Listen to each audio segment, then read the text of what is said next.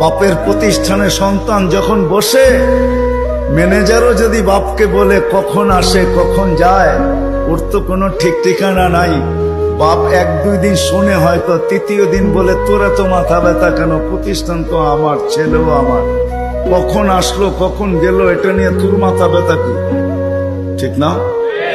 সত্য তো? হ্যাঁ সত্য তো? বুঝাইতে পারলাম? এটাকে বাংলায় কি বলে? চোখে চোখে রাখা হয় না বেশি। কি একটা ভালো বাংলা বলেন? কি বলে? নজরদারিতে রাখা হয় না, প্রিয়জনের উপরে নজরদারি করা হয় না।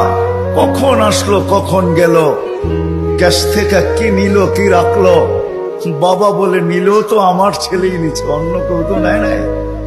আল্লাহ ভালোবাসে, আমাদের উপরে নজরদারি রাখতে চান না।